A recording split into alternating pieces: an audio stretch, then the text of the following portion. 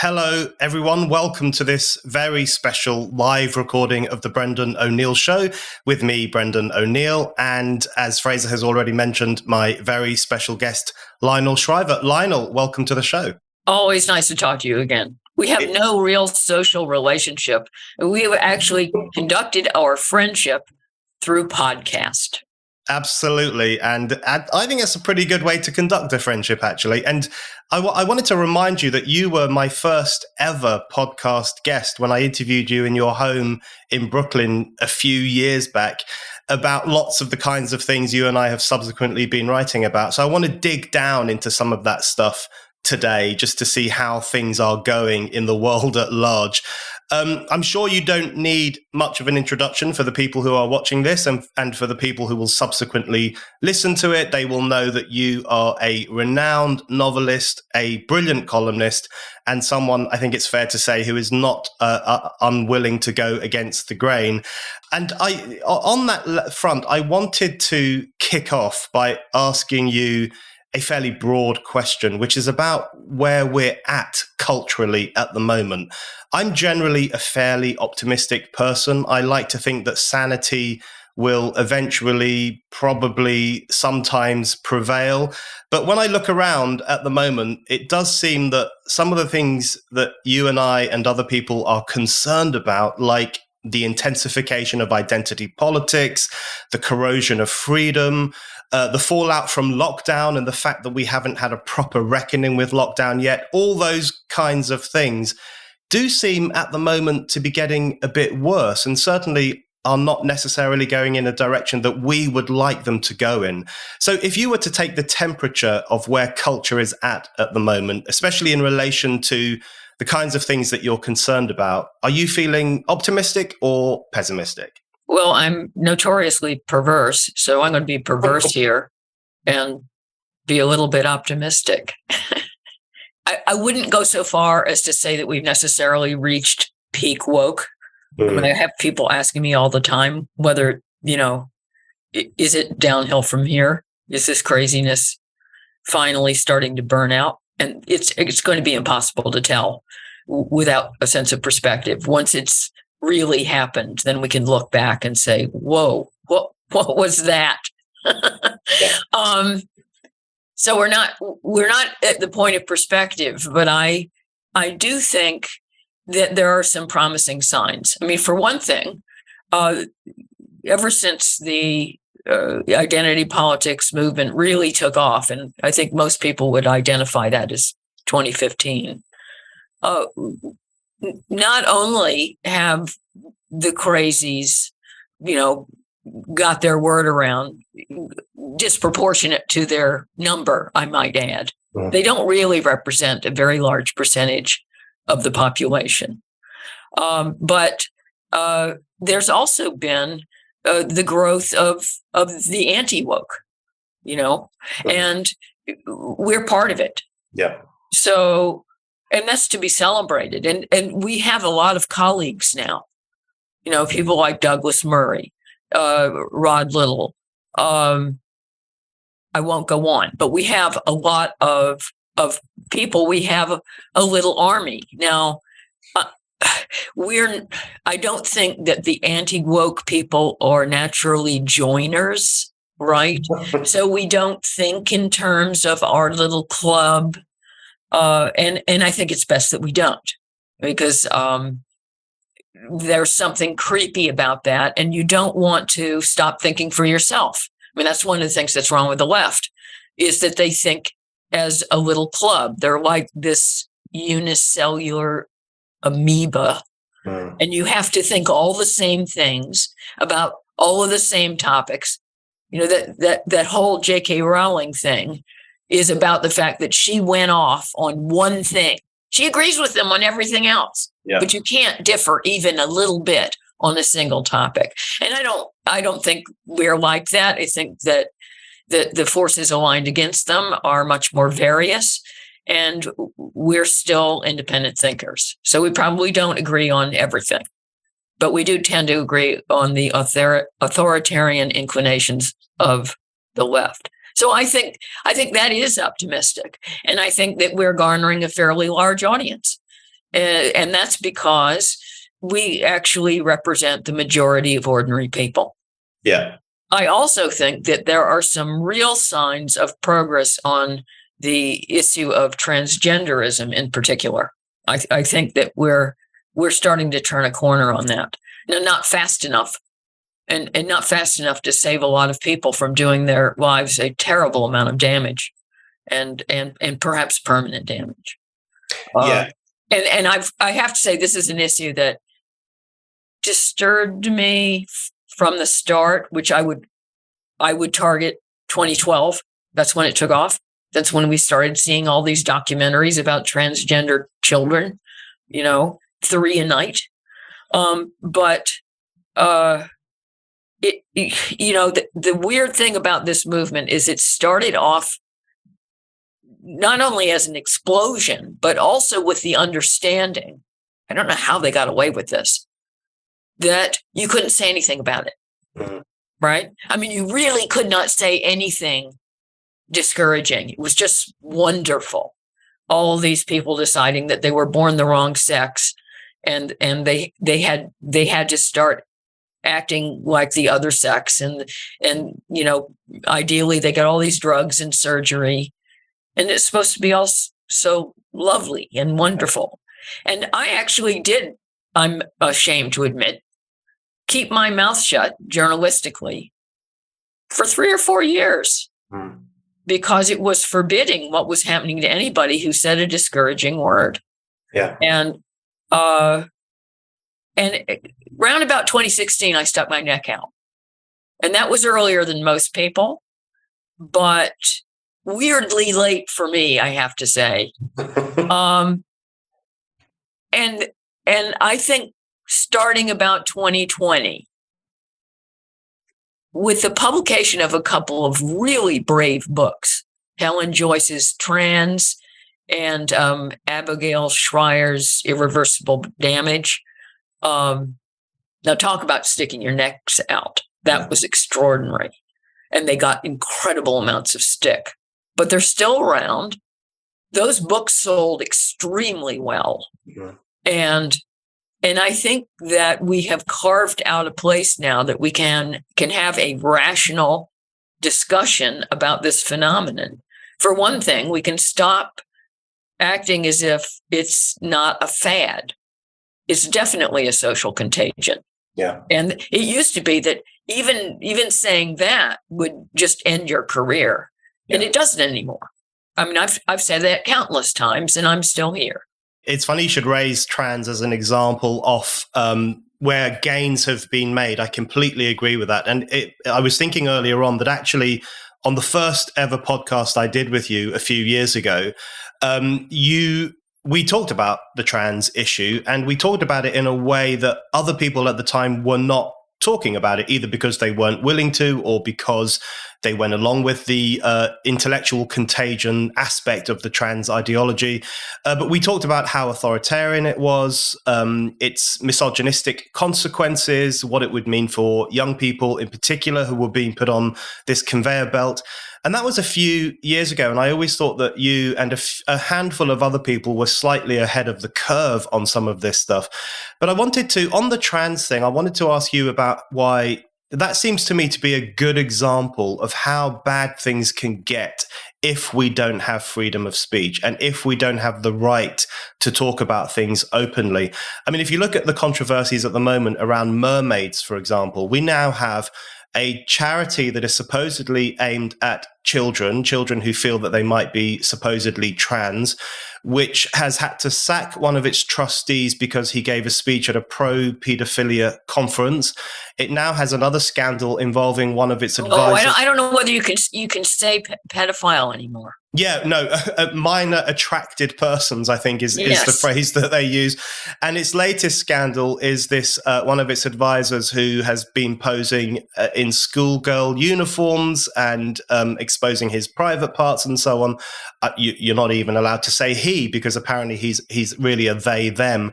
But isn't that an example of, if you just don't talk about this stuff, if you don't have the freedom to interrogate social phenomena, you will end up in a situation where these things happen in plain sight. and people are just turning away and not talking about the things they should be talking about? Well, when you don't have freedom of speech, you leave open the possibility that the powers that be promote a lie and they get away with it. Yeah. And we've seen that during the whole COVID period. And I'm losing track of the number of lies, actually. I have trouble listing them out. First off, of course, this notion that lockdowns are epidemiologically effective. They were not. And they were a catastrophe. And by the way, I think that's another point in which little by little, we're winning the war. Yeah. Because there are any number of commentators now who are kind of acting as if they were always against the lockdowns. Of course, they didn't say anything about it at the time, but, better late than never.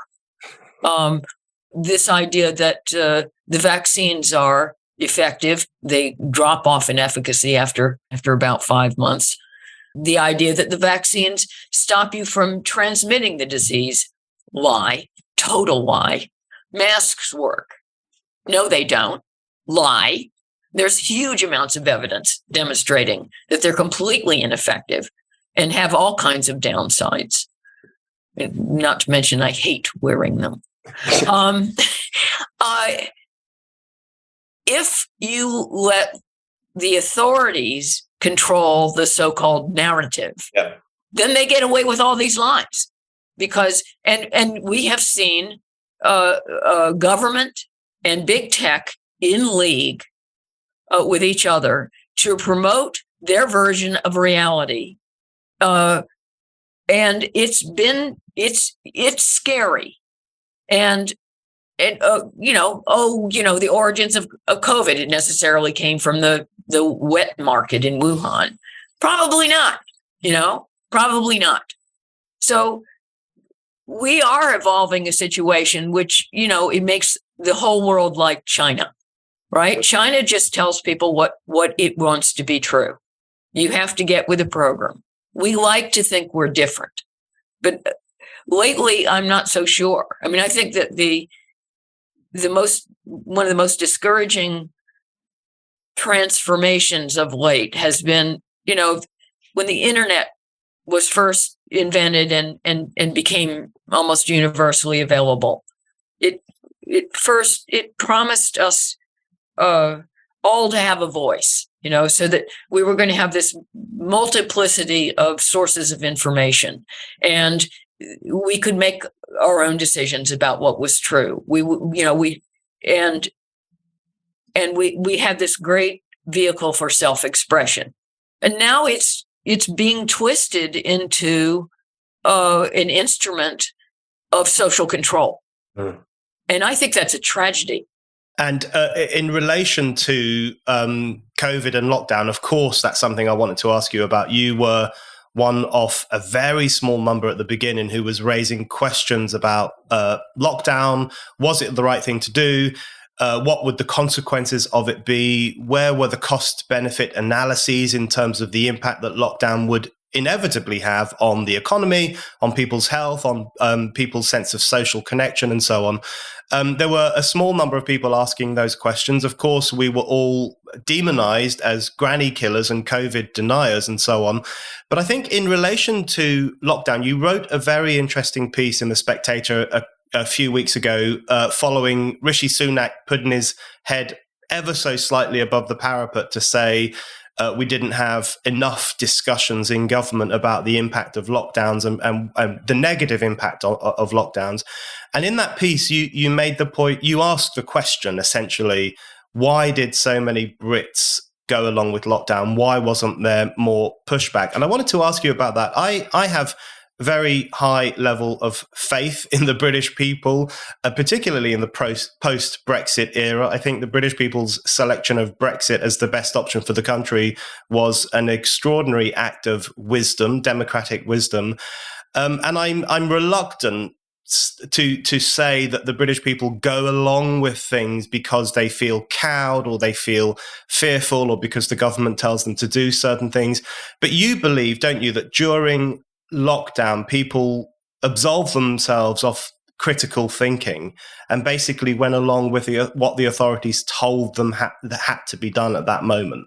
Yes, the herd mentality took over. And I should clarify that while in that column, because I was writing for a British magazine, I criticized the British people. My real disappointment is with everybody. I mean, as a novelist, I'm obviously interested in just human nature. I think most of us are, really. Yeah. It's not just a novelist thing. And it turns out, to be, we are easily manipulated by fear, and we'll believe anything. And for the most part, we'll do whatever we're told. And if there's some conviction that has seized the rest of our society, then we go along with that too. We don't question it. I mean, it's been really depressing for me. I find that the experience of COVID has disheartened me about the evolutionary stage we have reached, which is not very advanced. And it's also discouraged me on a political level about the nature, the skin deep nature of so-called liberal democracy.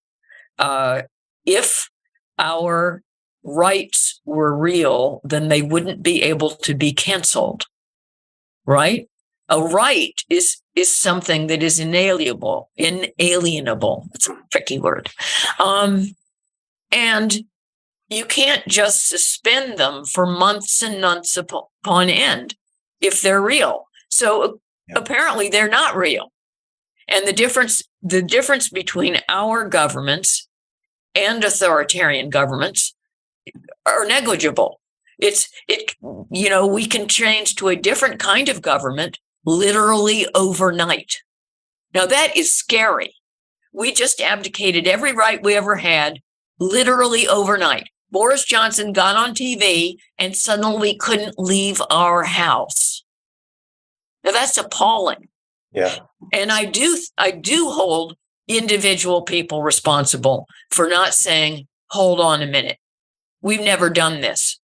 One of the weird things, I've said this in the column, one of the weird things about the whole lockdown phenomenon was it was only by this, like the second one, I think that was in November, where people are saying, oh, here we go, another lockdown.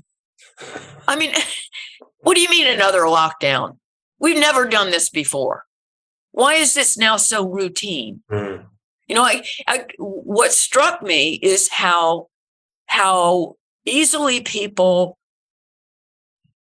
adapt, to a whole new protocol, a whole new way of thinking, without questioning. This is reality now. This is the way we do things now, right? Oh, we can't have a pint without a substantial meal. Oh, well, the government has always told us what we can order in a pub. I mean, for Pete's sake. Mm. And I just found people incredibly pliant and compliant. And, that's not my nature. And I sometimes wonder if there's something wrong with me, or maybe there was some gene that got dropped. The obedient gene. I was horrified by how readily everyone got with the program. Yeah. And, at least in the United States, and in this way, there was some national difference. There was a small rump of rebels, and they got huge amounts of stick and were portrayed as, the Tin Hat Brigade and everything. But I found it a relief that there were parts of the country where, no, they weren't going to take it. No, they weren't going to just roll over and do what they were told. And I think there is some national difference there, that Americans have been a little more resistant. I wanted to push you slightly further on the fear question, because I actually agree with you. And I really liked that column that we're talking about, because part of being in a democracy and part of believing in freedom and human autonomy is holding people responsible for the decisions that they make or the way in which they behave. And I think it's perfectly reasonable to say about a pretty large majority of the British population, why did you accept that this was definitely the right thing to do? Why wasn't there more discussion? Why wasn't there more debate? We may eventually have come to the conclusion that a short lockdown at the very start was the right thing to do, but there was never a discussion. And I think a lot of people accepted that a discussion wasn't really necessary, which is concerning.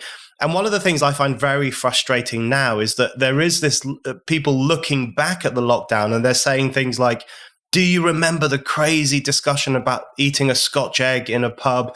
Do you remember yellow tape around park benches? Do you remember that, children's playgrounds were closed down? Wasn't that a crazy time? And I think to myself, yeah, I remember all of those things because we were writing about them on Spiked and we were asking, is this really necessary? What's going on in the world?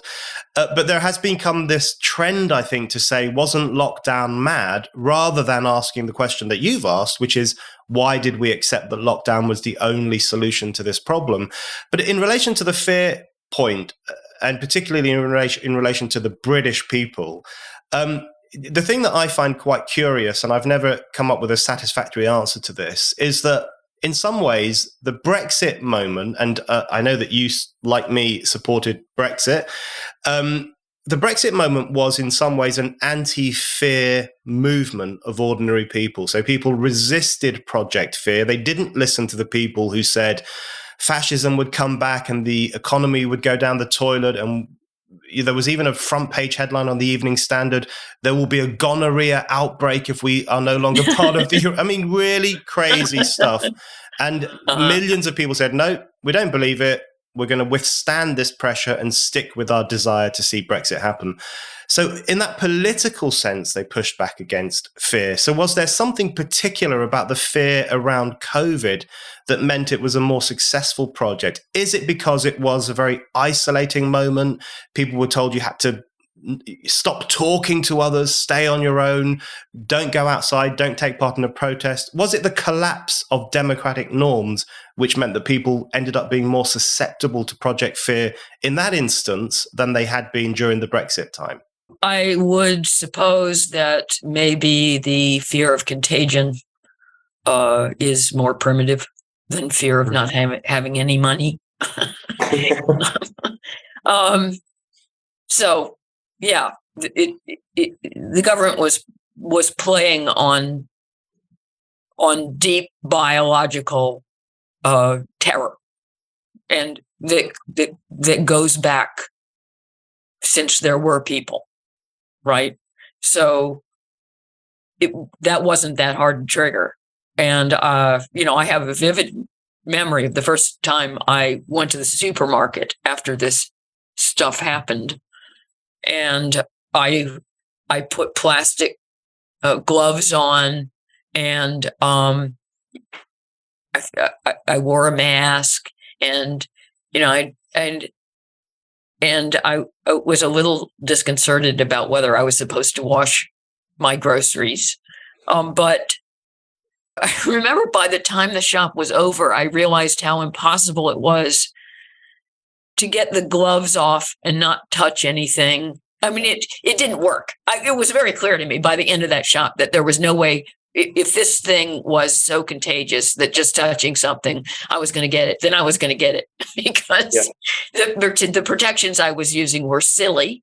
And it only took one shop to realize that. However, one of the reasons that I try to remember that is that I don't want to pretend that I was impervious to any fear of COVID, because we didn't know very much about it. And therefore, I was, as I had been made anxious, successfully. It worked with me too. And it wore off pretty fast, especially when it became clear that the people who were really, really in danger from that virus were massively older than I was. So, my fear level did start ramping down. But it worked with me too. But I like the fact that you make that contrast of defying fear and giving into it, because the contrast, that is, I think, one of the main links between Brexit and COVID. And I hadn't put that together before, so I like that. And I have to say that in 2016, the vote on the referendum really surprised me. I developed a kind of boringly repeated line when Americans asked me what I thought was going to happen in the referendum. And I always said, well, I think that the British are almost universally a small c conservative people. And I just don't think they've got the taste for change. The nerve. I didn't think that the British had it in them. And I underestimated you. Right? And I was just astonished. I have to say I was thrilled. I was a little sorry I just missed the vote. I left right before the referendum for New York, where I usually spend the summer, and stayed up really late. And when the vote came in, I mean, we exploded in cheer and astonishment and jumping up and down in the living room. Yeah. It was an exhilarating moment. And I've never been so happily surprised and genuinely impressed by the British, because the propaganda on the referendum was huge. It definitely rivaled COVID. I think COVID finally beat it. But the establishment did not want that referendum to go for Brexit.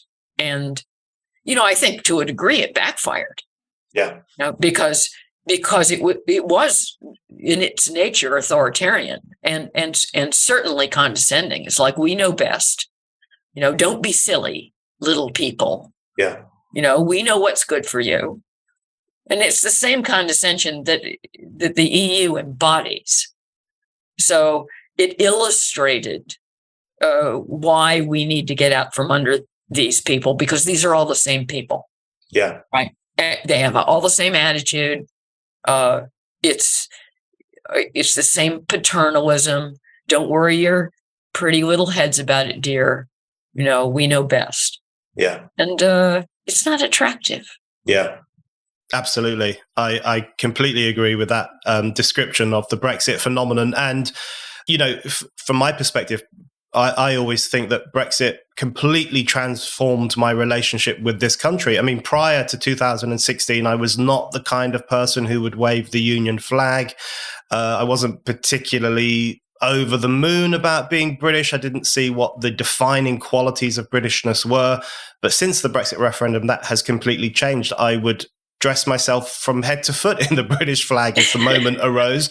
And I think I feel an incredibly strong connection with the people of the country, and also the idea of the country and the idea that it should be independent from Brussels. And I'm sure that it had that same impact on many others as well. And that's one of the reasons why, we have this situation where we have a revolt of ordinary people against that condescension, as you describe it. The pinnacle of it in some ways is actually the vote in December 2019, when it becomes clear that people still want Brexit and they're going to vote for Boris Johnson in their millions to make sure that it happens. And then 3 or 4 months later, we get COVID. Project Fear is finally successful. Democracy is literally suspended. And the sovereignty that we clawed back from Brussels is taken away from us by our own politicians. And there's something, I think, quite depressing, a great victory followed by a crushing tragedy, which I think is just sad. I mean, it was such an exhilarating moment, and it didn't last very long. It seems historically unfair. But I have to say, I've also encountered this gloating from abroad recently, because people are interpreting the economic straits this country finds itself in as the result of Brexit. which is rubbish. Yeah. Right? I mean, obviously, the war in Ukraine combined with idiotic absence of energy planning in this country for 20 to 25 years is a catastrophe in terms of the energy bills, and also catastrophe for business. And then on top of that, Rishi Sunak spent 400 billion pounds paying people to do absolutely nothing. And that money was created out of thin air, which certainly explains why we have such a high inflation rate. I mean, these are the main contributing factors to, a high deficit, the high inflation, the fact that interest rates have to go up. It has nothing to do with Brexit, but because historically it is, at least, it does follow after we've left the European Union, it becomes ideologically convenient to blame Brexit. Yeah. Now, that said, everyone who voted for Brexit they were not saying, oh, we want to leave the EU because we think it's going to have an immediately explosive effect on the economy. That's not why we wanted to leave. It was about sovereignty. It was about having control of your own country. And, in poll after poll, Brexiteers said, yeah, they were willing to take an economic hit. And there were a huge portion of people who said, they'd even be willing to lose their jobs if it meant getting out of the EU.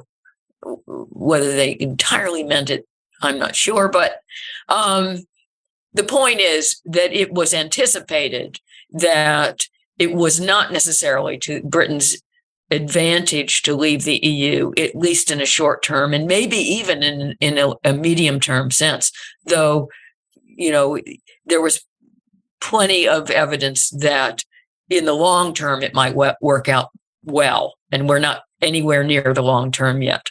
Yeah, but that was not the nature of the project to expand the economic horizon of the UK. Yeah, absolutely.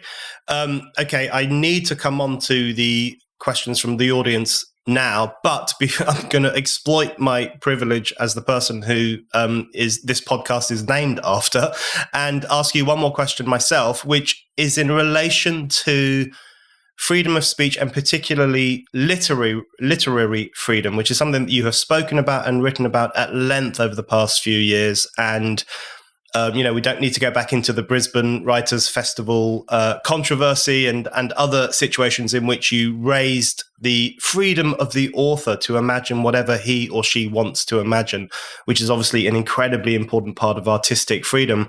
But again, on the question of whether you feel optimistic or pessimistic, how do you feel right now about artistic freedom and literary freedom in particular? Because on the one hand, as you said earlier, there are more voices saying, look, wokeness is crazy, identity politics has gone too far, we need to recover freedom and sanity. But then, on the other hand, we've had the attack on Salman Rushdie as just one very grim example. You wrote a very good piece about that, saying, look, the terrible tragedy is that terrorism works. Terrorism has the effect that it sometimes actually desires.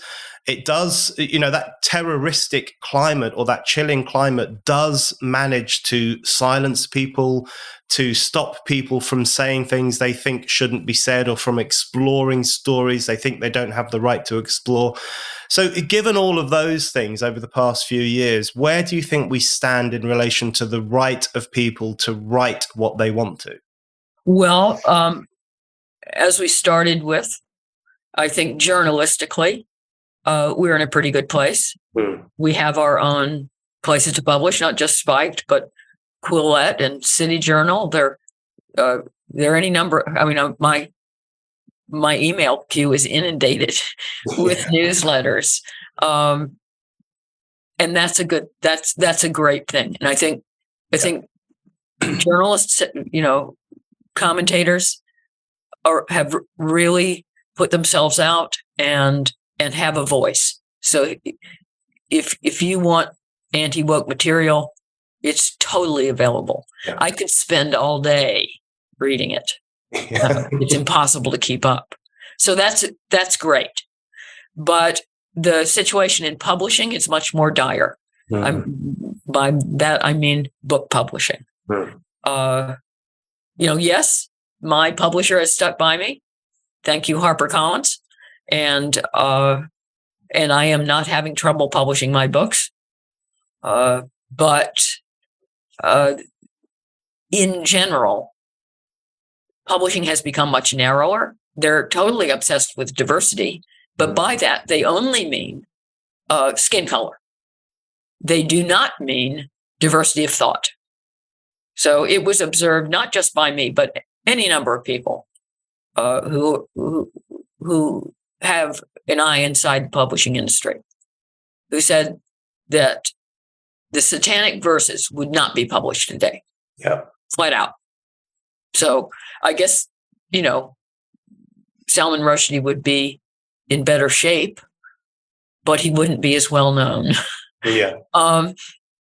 And, that whole business with Rushdie, it's a literalization of what cancel culture is all about. Cancel culture actually is a form of terrorism, right? It's like, if you get out of line, if you say anything we disagree with, you're going to lose your job. We're going to make it so no one will have you on a podcast, for example. You will lose your voice. And for writers, and for example, that's a kind of death. Yeah. Right? That is a metaphorical death. So, yes, it's not, I haven't been stabbed while I'm doing an event. But there are other kinds of knives out. Yeah. And I'm afraid they've been very effective in publishing. Publishing is mostly run by women, and I don't want to do my sex down, but all these people don't have balls, and they need them. They're not, they tend to be very compliant. They're pleasers. They're all left wing. Publishing is one of those areas which attracts a certain kind of person, usually from at least a middle class level of education. So they tend to be all from the left. They think together. Their idea of brave publishing is to publish something that's even more left wing, right? And I feel really like the exception. In a weird way, the fact that I'm an exception has redounded to my benefit, because I stick out. Being another left-wing writer doesn't get you noticed. And by the way, the one thing that we have neglected to do, speaking of my books, is mentioned that I have a new essay. I have an essay collection out. This is my first nonfiction publication. It's called Abominations: Selected Essays from a Career of Courting Self-Destruction. Yeah. It has the funniest cover I've ever had. It's a picture of a kitty cat in a bear trap. And I think that spiked readers would especially enjoy it. Absolutely. And everyone should get Abominations. It is, not only does it have Lionel's wonderful stuff on all the kind of things we've just been talking about, but also some more personal things and funny things. And I love the piece about why you're addicted to going to the gym, for example, or working out, all those kinds of things. So it has a huge breadth of Lionel's journalistic work and essays, and everyone should unquestionably get that and read that. I really agree with the point you've just made there about there are different kinds of knives and they're all out at the moment. And it brought to mind a Ray Bradbury quote, there's more than one way to burn a book. And I think that really is the lesson of our time. Sometimes books are literally burnt, sometimes it's more metaphorical and more subtle, and you're cancelled rather than set on fire, but the consequences can sometimes be equally pernicious. I want to now bring in some of the really good questions that we're getting from the audience. There's one from Paul, which is actually something I wanted to ask you myself. You slightly touched on this earlier when you mentioned the revolt in the US against lockdown. And even though it involved some tin hat people, you still thought it was a positive thing because people were pushing back. Paul says, one of the most pernicious effects of the dominant narrative being distrusted is that it encourages cynicism and conspiratorial thinking. And that's really true. And what I've found over the past few years is that the more that we are told there's only one narrative on lockdown, there's only one narrative on trans or whatever else it might be, the more people, I think, struggle to make sense of the world in which they live. And they can slightly go down certain rabbit holes and start to think that everything is a conspiracy. Everyone's out to get me. There are people in the shadows who want to destroy my life. So how can we push back against the more conspiratorial rebellions against contemporary political discourse?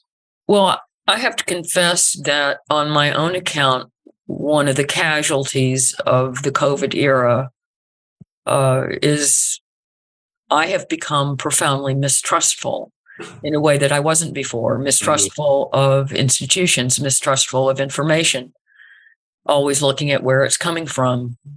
For example, I would not trust anything that the CDC in the US says. That's the health authority. Mm-hmm. I do not trust them. And because I can't trust anything they say about COVID, why would I trust them on anything else? Mm-hmm. And I used to really trust the CDC. I did a book some time ago that involved AIDS, and I got a lot of information from the CDC. And I didn't think, oh, this is tainted, this is political. And now I do. Now, I find that a loss. I also can't trust the New York Times anymore. Mm.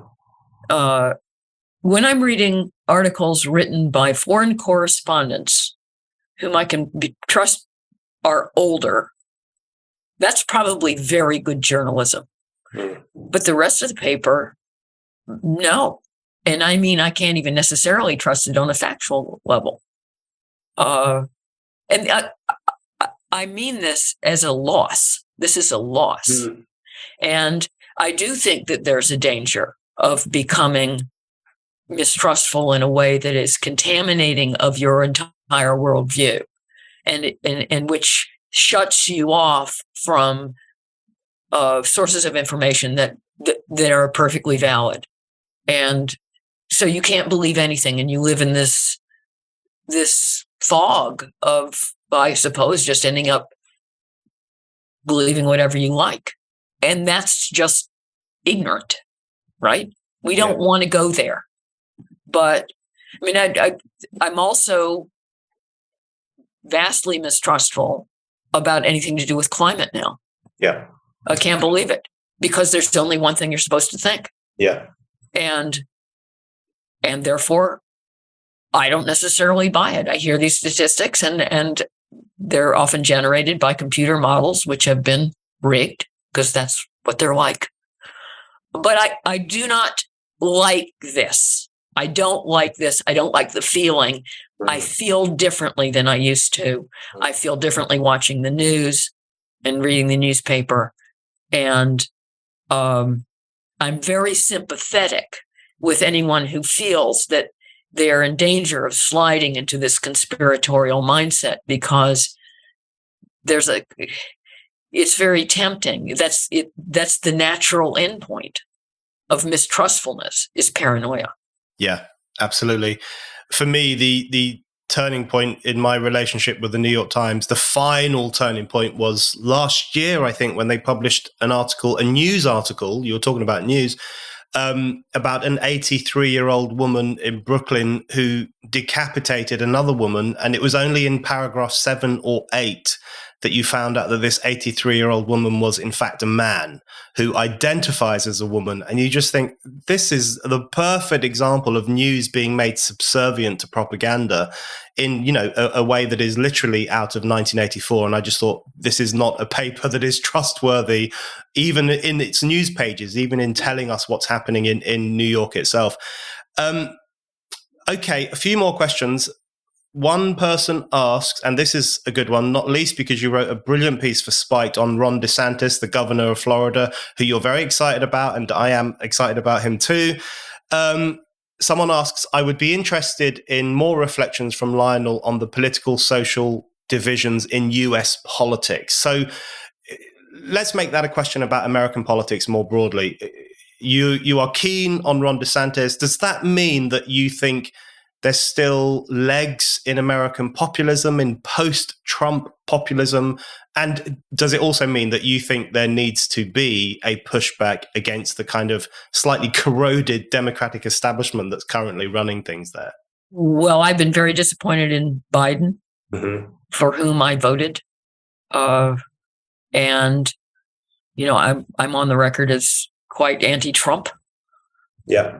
I do not want to see him president again. I think there is a real danger he will be president again. And I'm not sure that if Biden is president again, we're better off. I would like to see neither one of them on the ticket. I wrote that piece about Ron DeSantis in a state of optimism. In truth, I am not especially optimistic. Right. I am worried that Trump is going to end up being the nominee for the Republicans. And that's going to put me in a right pickle because I really don't want the Democrats to have the White House next time. And this is such an opportunity because Biden has been a huge disappointment, not just to me, but to a lot of people who voted for him, moderates who didn't want to elect an identity politics lunatic. So there's a wide open door for the White House for the Republicans if they can just nominate somebody relatively sane. Yeah. And I think DeSantis fits the bill. He's not Mr. Inspiration. And that's one of the reasons that he's going to have a tough time. But he has a real constituency. I'm just not sure that statistically that constituency is large enough. It certainly isn't right now, according to the polls, to get him nominated. Yeah, one of the things that slightly disappointed me about the anti-woke rebellion that you talked about quite rightly earlier on is that in the US context, a lot of those kinds of people said, look, we have to fall behind Biden because he won't do the culture war stuff. He will be a more sane voice. He will bring politics back to a level, if slightly boring, playing field. But in fact, he's ended up being a pretty identitarian president. I mean, he refers to significant numbers of Trump supporters as semi-fascists, almost fascists. He's pushed a lot of the BLM agenda. He has completely bought into the trans ideology, and he made that really bizarre speech where he tried to sound like Churchill, fight them on the beaches, fight them on the fields, but he used it in relation to the trans issue rather than Nazism. So Biden has been a disappointment, not only because he's a bit of a doddering person who doesn't seem to be fully in control of his faculties, but also because he's done the thing that lots of people thought he wouldn't do, hasn't he? By bringing into the White House some of these newfangled ideas that are pretty dangerous. Yeah, I mean, for example, the fact that he picked his Supreme Court justice purely on the basis of race and sex, I thought that was obnoxious. Yeah. I mean, it would be one thing if he chose her because she was the best candidate, but how can we believe that now, that she was the best candidate? Because he announced before he even entertained nominating her that the condition of his pick would be race and sex. And this is no way to choose your leaders at all. So, yeah, I think that Biden is a puppet. I think the people behind him are quite hard left and are telling him what to say. Okay, this is a good question here, and something that I've tussled with myself over the past few years. This person says, I agree that there are signs of progress in the anti-woke movement, and that's good. But my concern is the degree to which teachers seem to have become activists and schools have been captured by some of the ideologies that we've been talking about. It says, I fear that children aren't listening to Lionel's army, which obviously they're not, which is a shocking, terrible state of affairs. This person says, I'm ashamed to say that I can't convince my own son that J.K. Rowling is not transphobic.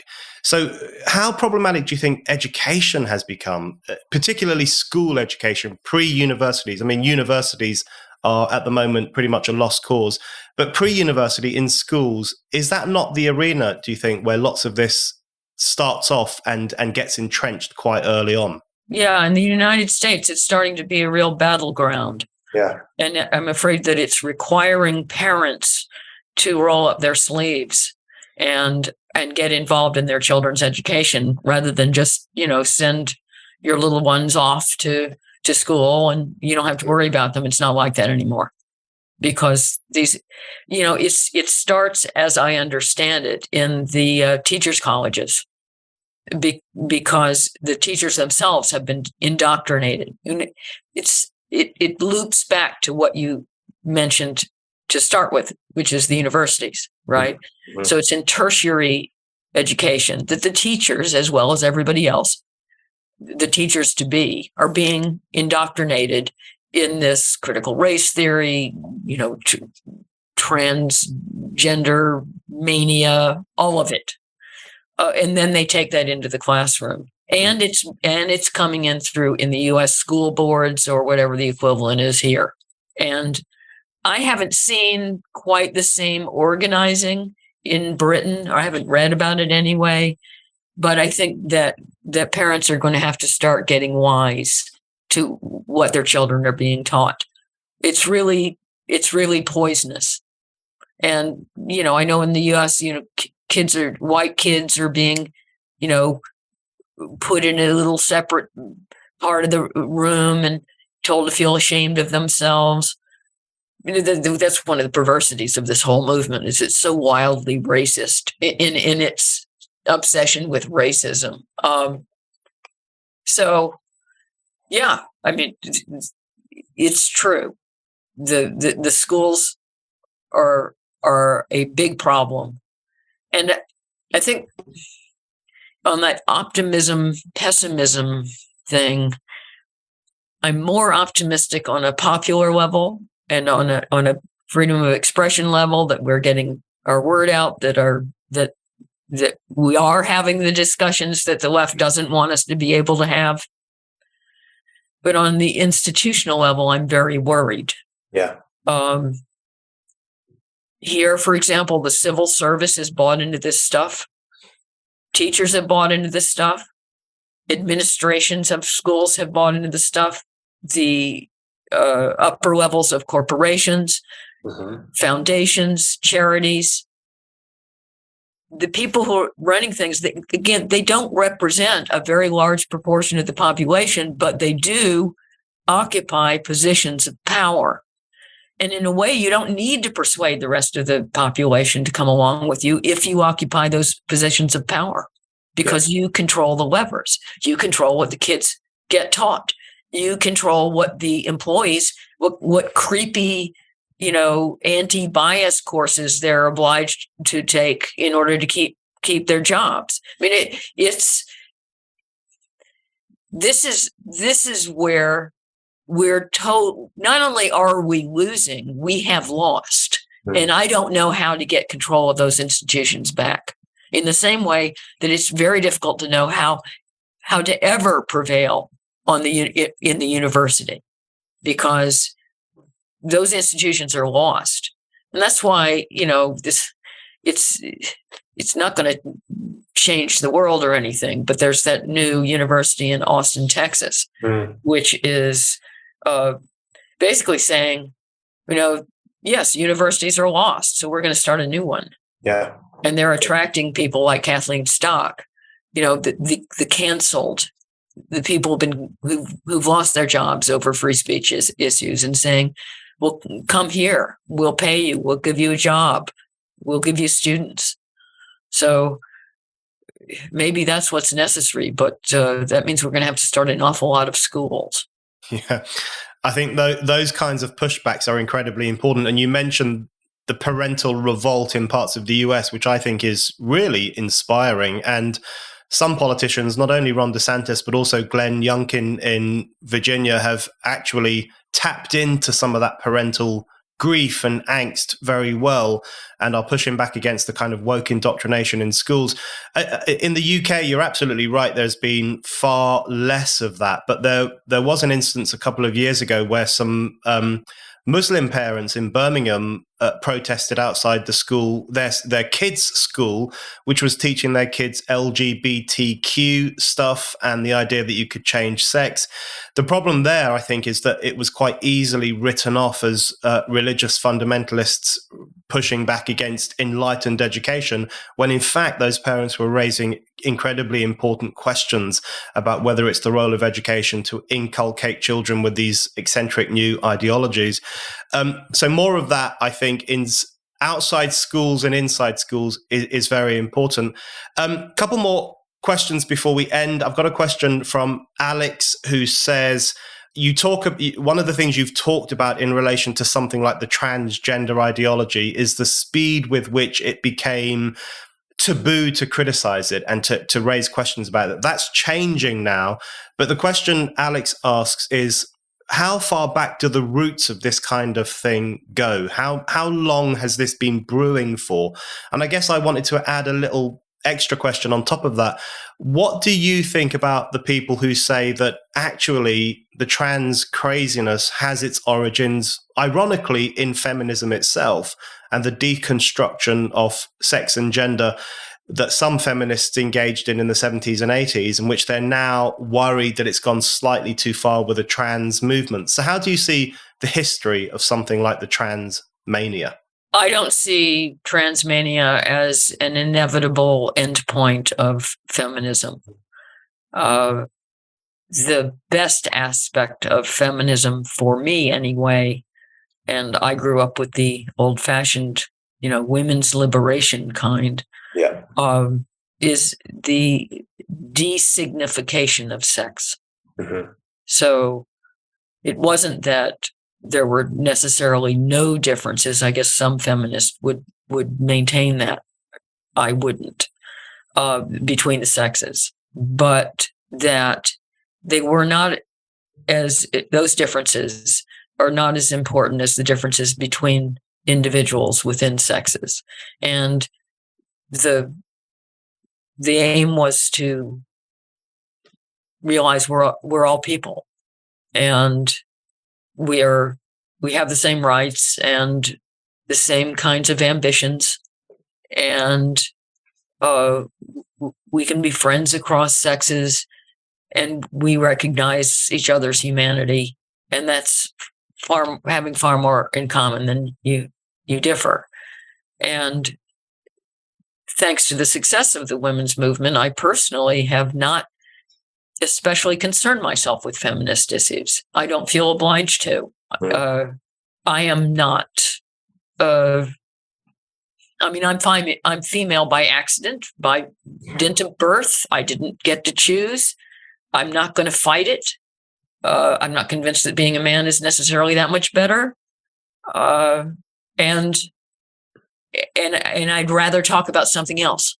And I have been fortunate in not having to fight so hard as people who were behind me, to be allowed to talk about other things, to concern myself with things that interest me, like demography, for example, and not necessarily talk about women's rights all the time.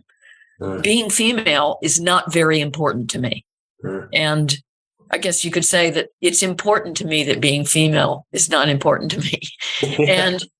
And what distresses me about the transgender movement, among many other things about it, is that it is re-emphasizing sex It's reestablishing the importance of sex as if that were the defining aspect of one's individuality. And I reject that wholeheartedly. And I think that a better endpoint for feminism is to say, you know what? We're basically the same. We have a few differences, but otherwise, we're going to treat each other as equals. And the differences are going to be the differences between individuals and not the differences between sexes. And now it's like you put on a dress and you've discovered your personhood. Yeah. Well, I'm sorry, but when I put on a dress, it doesn't do anything for me. Yeah. Okay, Lionel, final question. This is from another Paul who says, do you think that the social studies graduates who are currently demanding that their view should hold precedence over everyone else's, will they be shocked when the next generation rebels against their worldview? And I think that's an interesting question because, well, you can answer that question on its own, of course, but do you think that the next generation will rebel? I mean, that has generally been the scheme of things over the past century or so, that generations rebel against the one that came before them. Do you think Generation Z or whatever follows Generation Z will push back against the ideological excesses of the millennial era? Or do you think things are going to, generationally, things will go in a downward spiral for a period of time? That's hard to say. I mean, I get the impression that a lot of this ideology has communicated itself to at least another generation, to my dismay. Yeah.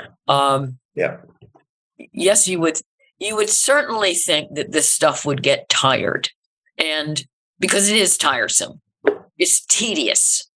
It's also joyless. It's judgmental. It's anti-life. It's very prim and prudish and dictatorial and prissy. And it's so unappealing and humorless. Yeah, let's not forget humorless. Yeah. You would think that a generation whose parents were like that would get tired of it pretty fast. So I am hopeful that the nature of young people, the nature of being a rebellious, mocking kid will prevail, because there's nothing easier to make fun of than this stuff. Absolutely. Okay. Well, the only thing it remains for me to say is, if any of you want more of this common sense and radical reason from Lionel, then you have to check out her collection of essays, which is just been published, Abominations, Selected Essays from a Career of Courting Self-Destruction. Lionel Shriver, thank you very much. Love talking to you, Brendan. Always do.